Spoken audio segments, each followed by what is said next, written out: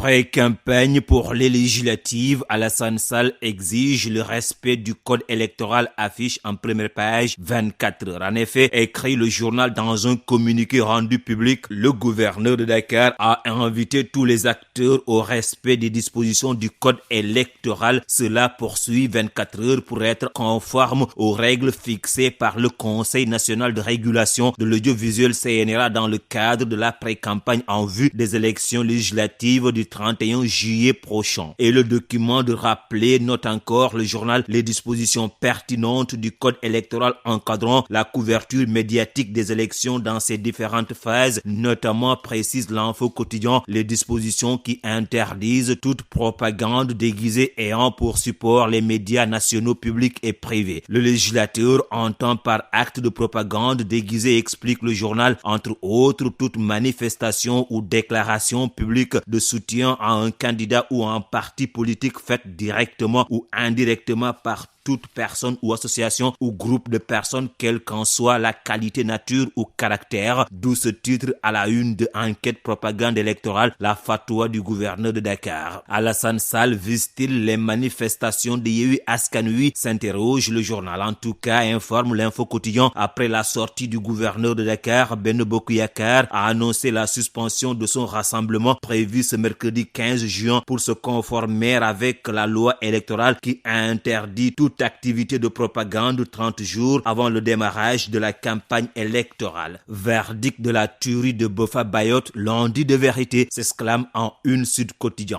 Tous les regards sont braqués ce matin sur le palais de justice de Ziguinchor où le verdict du procès de la tuerie de Boffa Bayotte est attendu ce lundi 13 juin 2022, relate le journal. Les présumés auteurs de cette tuerie risquent gros, commente Sud Quotidien, sur la cour sur le réquisitoire du ministère public. Le maître des poursuites avait requis la réclusion criminelle à perpétuité à l'encontre de 11 des 13 accusés. La bonne décision attendue après un procès qui a duré 3 semaines relève pour sa part enquête. Les accusés comparaissaient, rappelle Besbi Le Jour, pour 14 chefs d'inculpation dont association de malfaiteurs, participation à un événement insurrectionnel, tentative d'assassinat et séquestration, vol en réunion avec usage d'armes. Et puis football, sacré champion du Sénégal, le Casa Sport fêtait malgré sa première défaite à domicile, indique l'As quotidien. Déjà champion du Sénégal de la Ligue 1 de football professionnel après la 25e journée, le club de Ziguinchor a reçu son trophée dans son fief hier